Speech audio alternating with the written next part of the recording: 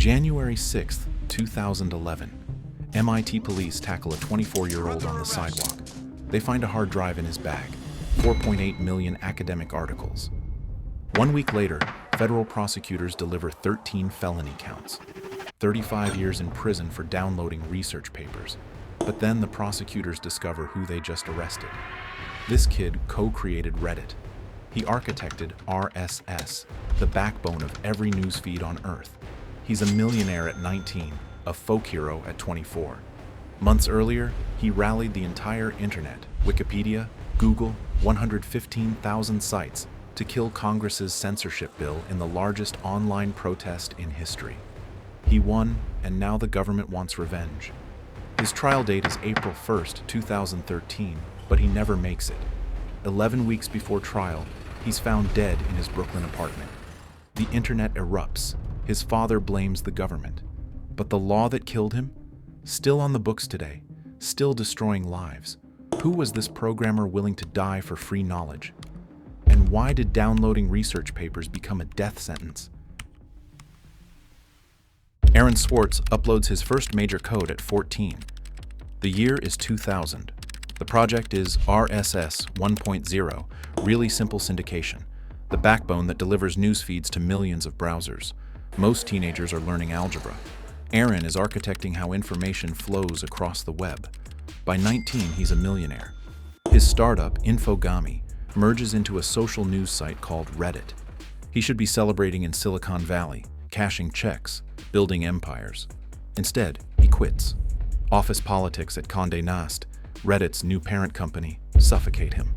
The corporate grind clashes with the mission burning in his chest. Democratize knowledge, open government data, challenge gatekeepers who hoard information for profit. He pivots to activism, bouncing between projects that scratch that itch. In 2008, at 21, he walks into a public library in Illinois, pulls up a website called Pacer, Public Access to Court Electronic Records. The federal court system charges 8 cents per page to view public domain documents. Case files, rulings, motions, all taxpayer-funded, all behind a paywall. 8 cents adds up. The service generates $120 million annually from citizens accessing their own legal system. Aaron writes a script. He exploits a free trial program at 17 participating libraries, downloading 19 million pages of court documents in 6 weeks. The FBI notices the anomaly, massive data extraction from government servers. They open an investigation and Aaron notices. For weeks, he waits for agents to knock on his door. But Pacer is technically free through library terminals. No password theft, no unauthorized access, no clear crime. The FBI eventually backs off, investigation closed without charges. The close call doesn't scare Aaron straight, it radicalizes him. If public information sits behind paywalls, someone must liberate it. In July 2008, he publishes a manifesto that ricochets through digital rights circles. Information is power. But like all power, there are those who want to keep it for themselves. The world's entire scientific and cultural heritage, published over centuries in books and journals, is increasingly being digitized and locked up by a handful of private corporations. The essay, titled Guerrilla Open Access Manifesto, becomes a rallying cry. By 2010, a movement coalesces. Academics, librarians, activists demanding universal access to research funded by taxpayer dollars. Aaron becomes their unlikely champion, the coder with revolutionary fire. But manifestos without action are just words. Somewhere in Boston, Aaron eyes a new target, JSTOR, a non-profit archive holding 4.8 million scholarly articles behind institutional paywalls. If you've hit a $30 per article wall researching online, you've met JSTOR. Universities pay 6-figure subscriptions. Individual access costs hundreds annually. The public pays researchers' salaries through grants, then pays again to read their work. Aaron sees a ransom on knowledge. He's about to stage a rescue that will land him in federal court. But first, he needs a network, a login, and a closet where no one checks. MIT's campus offers all three. And in September 2010, Aaron Swartz joins their network, launching the download that will define and end his life. What weakness in MIT's security will he exploit to access millions of articles undetected? And what surveillance mistake will he make that turns a data liberation into a federal case? September 2010. Aaron creates a ghost account on MIT's open network. The campus operates on a principle of radical openness. Any visitor can plug into Ethernet jacks in hallways, libraries, common areas. No password required. He's a fellow at Harvard's Center for Ethics, which grants him legitimate JSTOR credentials. Harvard's license allows unlimited downloads for research, but Aaron isn't researching. He's liberating. He writes a Python script that automates bulk downloads. His laptop hits JSTOR's servers with hundreds of requests per minute, vacuuming PDFs at industrial speed. JSTOR's Network Operations Center watches their bandwidth spike. This isn't a student researching a thesis. This is a data extraction on scale. They respond by blocking Aaron's IP address. He switches to a different MIT address and resumes. JSTOR blocks that one too. Then he switches again. This escalates into digital warfare, Aaron's script versus JSTOR's blacklist. JSTOR makes a drastic move. They block MIT's entire IP range, cutting off legitimate users campus-wide. MIT students suddenly can't access journals for coursework. The university's IT security team scrambles to understand who's causing this chaos. By late October, JSTOR contacts MIT directly. Someone on your network is attacking our servers. Find them. MIT tightens monitoring but can't pinpoint the source. Aaron keeps hopping IPS, randomizing download patterns. So he escalates. Physical proximity might bypass their filters. On a November afternoon, Aaron walks into Building 16 carrying a messenger bag. The building houses the Computer Science and Artificial Intelligence Laboratory. He locates an unlocked wiring closet on the second floor. Inside, blinking switches, cable racks, the nervous system of MIT's network. He pulls out an Acer netbook and a portable external drive, hides them behind server equipment, plugs directly into a network switch. The laptop runs headless, no monitor, no keyboard, just code executing in darkness. It spoofs legitimate MIT credentials, evades JSTOR's IP blocks through constant rotation, stores articles on the external drive at hyperspeed. Aaron exits the closet, closes the door, walks off campus. And here, the laptop begins its harvest. Within 2 weeks, it downloads over 2 million articles. By Christmas, that number doubles. 4.8 million scholarly papers, physics, biology, history, literature, mathematics, the accumulated knowledge of 300 years, all funneled through 70 square feet of basement closet. One laptop and one script. That's the power of hacking. The ability to see beyond what's intended, to find the cracks in walls that others built. And right now, there's never been more demand for these skills.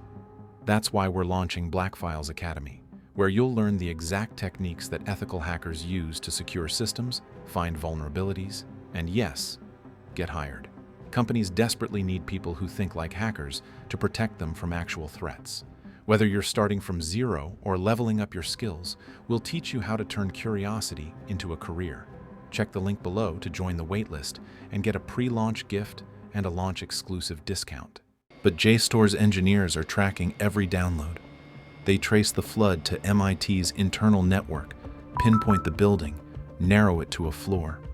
On January 4th, 2011, MIT's IT staff searches the wiring closet and finds the foreign device. They don't disconnect it. Instead, MIT police install a motion-activated camera aimed at the closet entrance. They want the downloader's face. On January 6th, at 8:42 a.m., the camera records a figure in a white helmet entering, swapping hard drives. 73 seconds of footage. Aaron has no idea he's starring in surveillance video. He exits Building 16, helmet tucked under his arm, fresh drive in his bag. But 5 officers move in. Stop right there. Hands go up. Handcuffs click shut. The Secret Service agent, Cybercrimes Division, reads him Miranda rights on the sidewalk. Aaron's face drains of color. A witness later describes him as looking like a scared kid caught shoplifting. not a hardened criminal, because that's what this is. A library download escalated into federal theater. MIT police drive him to Cambridge Station for booking. 2 local charges: breaking and entering, though the closet was unlocked, larceny of data. He posts bail, $10,000 within hours. Walking out onto Massachusetts Avenue, Aaron must be thinking this is a misunderstanding. JSTOR recovered their data since he never released it. They'll drop charges, right? What Aaron doesn't know, federal prosecutors are already reviewing the Secret Service report. They see an opportunity to redefine what hacking means and to make sure Aaron Swartz becomes the cautionary tale. Why would prosecutors turn a terms of service violation into a federal crusade? And what obscure 1986 law will they weaponize to threaten him with decades in prison? January 6, 2011. Aaron leaves Cambridge jail, 2 local charges on paper: breaking and entering, and larceny of data. Misdemeanors, probably. His lawyers are confident. JSTOR's already signaling they won't pursue civil action. They got their articles back. No public release. No financial harm. Within a week, JSTOR formally declines to press charges. The nonprofit issues a statement. They consider the matter closed. MIT stays silent. For a moment, this looks like a college prank that got out of hand, soon to be resolved with a fine or community service. Then the U.S. Attorney's Office for Massachusetts steps in. Carmen Ortiz, the federal prosecutor, sees Aaron's case differently. This isn't a terms of service violation. It's computer fraud, a felony under the Computer Fraud and Abuse Act, enacted in 1986 to combat hacking. The law defines unauthorized access broadly, exceeding permission on a computer system. Aaron had permission to use MIT's network. He had permission to download from JSTOR through Harvard. But did he have permission to download 4.8 million articles using an automated script and a hidden laptop? The statute's vague enough that prosecutors can argue he crossed the line. On July 11, 2011, a federal grand jury returns an indictment. 4 felony counts: wire fraud, computer fraud, unlawfully obtaining information from a protected computer, and recklessly damaging a protected computer. The maximum sentence is 35 years in federal prison, plus $1 million in fines. The tech world erupts. Lawrence Lessig, Harvard law professor and Aaron's mentor, calls the charges absurd. Tim Berners-Lee, inventor of the World Wide Web, says the prosecution is a gross miscarriage of justice. But the Justice Department doubles down. Stephen Heyman, the lead prosecutor, frames Aaron as a thief who broke into MIT's network to steal millions of dollars worth of intellectual property. The framing ignores that Aaron never sold the articles, never leaked them publicly, never profited a cent. Aaron pleads not guilty across all counts. His legal team prepares for trial. Meanwhile, prosecutors keep stacking charges. In September 2012, a superseding indictment adds 9 more felonies, which means 13 counts total. Sentence exposure jumps to 50 years, though realistically, guidelines suggest 35. Aaron is 26 years old. He could serve more time than he's been alive for downloading articles written by academics who often support open access themselves. The government offers a deal: plead guilty to 1 felony, serve 6 months in federal prison, and have a felony record for life. 6 months for your freedom. To most people, it's obvious. Take the deal and move on. But Aaron sees it differently. Pleading guilty brands him a criminal, validates the prosecution's narrative, sets precedent for future cases under the CFAA. If downloading academic articles is a felony, what's next? Violating a website's terms of service? Sharing your Netflix password? The law is too broad, too vague, too easily weaponized. Someone has to fight it, so Aaron refuses the deal. His friends panic. His family pleads. His girlfriend watches him sink under the weight. Legal fees drain his savings. The trial date, April 2013, looms like a guillotine. But even as his personal crisis deepens, Aaron spots a different battle, one that threatens everyone who uses the internet. If the government wants to make an example of him, He'll make an example of them by leading a movement that brings Congress to its knees. Can a programmer under federal indictment rally the entire internet to kill a bill backed by Hollywood's billions? And will this victory make prosecutors more determined to destroy him? October 2011. While Aaron's legal team files motions in Massachusetts, Congress introduces two bills: the Stop Online Piracy Act, SOPA, in the House, the Protect IP Act, PIPA, in the Senate. Ostensibly, they target foreign websites trafficking in pirated movies, music, software. The entertainment industry, Hollywood studios, record labels pours $94 million into lobbying for passage. Disney, NBC Universal, Warner Bros., the Motion Picture Association of America line up behind legislation they say will protect American jobs and intellectual property. But the bill's language is catastrophic.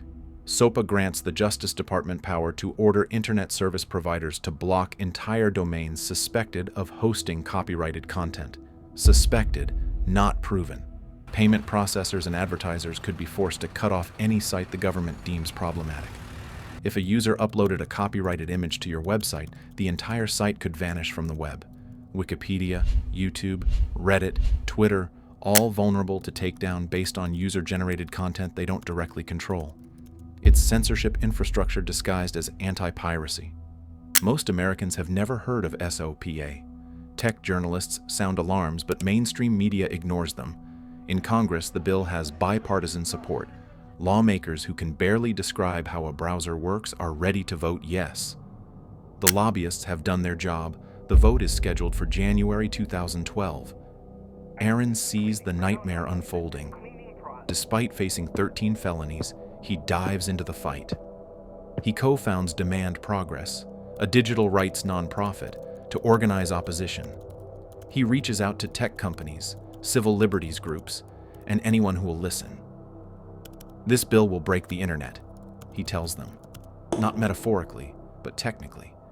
DNS blocking, the mechanism SOPA uses, will fracture how the web routes traffic, and the precedent for government censorship will metastasize. Aaron proposes a radical idea: a coordinated internet blackout, going dark for one day. Show Congress what censorship looks like. Reddit's leadership agrees immediately. Aaron helped create the site, after all. Wikipedia debates intensely, then signs on. Google, Tumblr, and even WordPress join. By January 17, 2012, over 115,000 websites commit to the protest. The next day, January 18th, the internet goes black. Wikipedia replaces its articles with a message: "Imagine a world without free knowledge." Google plasters a black censorship bar over its logo. Reddit shuts down entirely, redirecting users to a call to action page. The sites provide Congress's phone numbers. Millions of calls flood Capitol Hill, so many that phone systems crash. If you appreciate this kind of storytelling about digital rights and internet freedom, hit that like button and subscribe. More stories about the people who shape the web are coming, and you won't want to miss them. Within 24 hours, 18 senators withdraw their support for PIPA. 30 Congress members flip on SOPA. House Majority Leader Eric Cantor announces the bill is postponed indefinitely. Senate Majority Leader Harry Reid shelves PIPA. It's a stunning victory.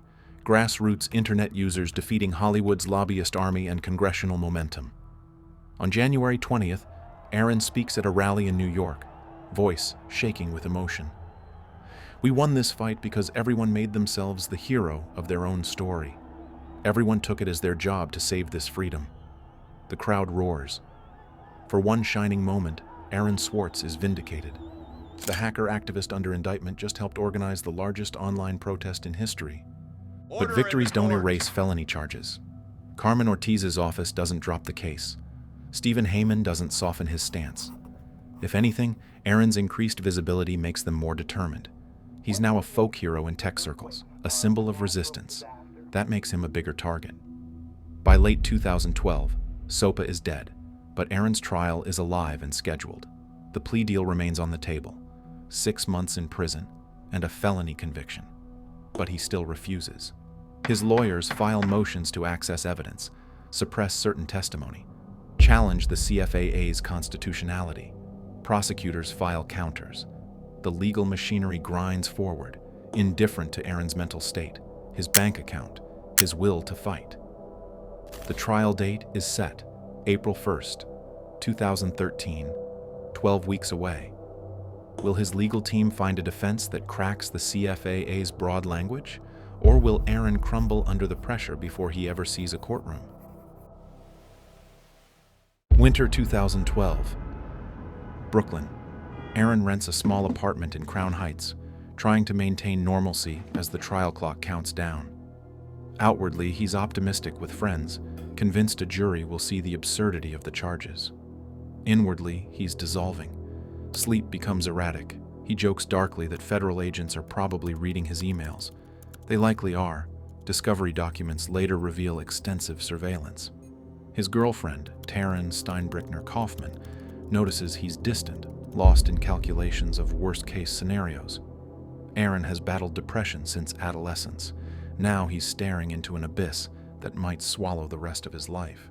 The plea deal sits on the table like a loaded gun. Prosecutors still demand a felony conviction. Not 6 months anymore. Now they're hinting at more prison time if he waits until trial. Carmen Ortiz's office reportedly tells his lawyers that Aaron needs to be made an example of, that he can't just treat MIT's network as his personal playground. Aaron's legal team urges him to reconsider. 6 months, even a year, take it. You're 26. You have decades ahead. Don't gamble your life on a trial. But Aaron can't do it. Pleading guilty means validating the prosecution, branding himself a criminal, legitimizing the CFAA as a tool for criminalizing behavior that shouldn't be criminal. If I take this deal, he tells a friend, what happens to the next person they come after? January 2013. His lawyers file final pre-trial motions, hoping to suppress evidence or dismiss charges on constitutional grounds. Behind closed doors, there's talk of another plea proposal, possibly probation with a felony. But prosecutors refuse to drop the felony requirement. That's the sticking point. Not jail time, the label. Once you're a convicted felon, doors close permanently. Employment, travel, voting rights, security clearances. Carmen Ortiz wants that label attached to Aaron Swartz forever. Aaron's friends stage an intervention. His brother, his girlfriend, his mentor Lawrence Lessig all plead with him to accept reality. But Aaron is paralyzed, unable to admit guilt for what he believes was moral action, unable to face the alternative. January 11th, 2013, evening. His girlfriend Taryn is out of town. Aaron is alone in the Brooklyn apartment. What happens in those final hours? No one knows. He leaves no note. At some point, he hangs himself. Taryn finds him the next morning. News spreads through Twitter within hours. Aaron Swartz is dead. The reaction is immediate and volcanic. Vigils organize in Boston, San Francisco, New York, London. MIT's campus is plastered with posters. MIT, why did you betray Aaron? Students demand the administration explain why the university cooperated with federal prosecutors instead of protecting a young activist. MIT President Raphael Reif orders an internal review. The resulting report, released months later, concludes MIT stayed neutral, neither supporting nor opposing the prosecution. This satisfies almost no one. Critics say neutrality in the face of prosecutorial overreach is complicity. The Justice Department becomes a lightning rod. A petition demanding Carmen Ortiz's firing gathers 65,000 signatures. Congressman Darrell Issa calls for an investigation into whether prosecutors overcharged Aaron to coerce a plea. The lead prosecutor, Stephen Heyman, stays silent. Ortiz releases a statement defending the case. Stealing is stealing, whether you use a computer command or a crowbar. Aaron's father, Robert Swartz, speaks at the funeral. Aaron was killed by the government. He was killed by the government, and MIT betrayed all of its basic principles. The charges are quietly dropped. No point prosecuting a dead man. But the national conversation explodes. Was Aaron Swartz a criminal or a martyr? The debate exploded after his death.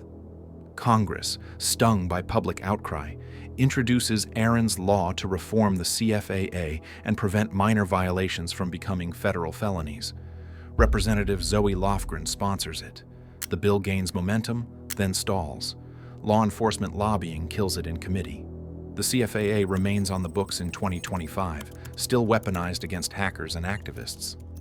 But the institutions Aaron fought begin to shift. MIT and Harvard expand their open access repositories. JSTOR launches free reading access for the public. Academic publishers experiment with open models. SecureDrop, the whistleblower platform he helped build, is deployed by the New York Times, the Washington Post, the Guardian. Young programmers launch Sci-Hub, a shadow library of academic papers inspired by Aaron's manifesto. Aaron Swartz was 26 when he died. He left behind a movement that refuses to let his death be meaningless. The prodigy who tried to free the internet paid the ultimate price, but his question still hangs over us. Who gets to own knowledge, and at what cost do we enforce that ownership?